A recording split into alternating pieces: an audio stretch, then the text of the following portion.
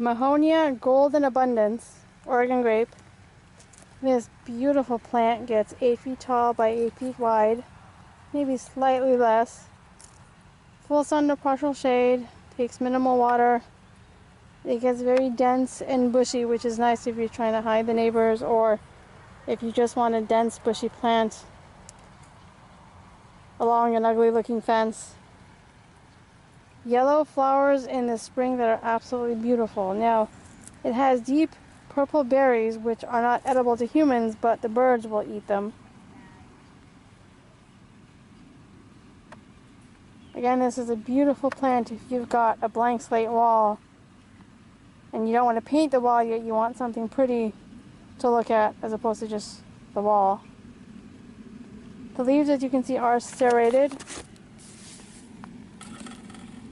They're ever so slightly prickly,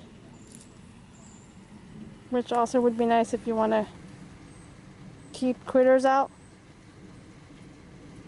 or if there's actual humans you want to keep out of your garden.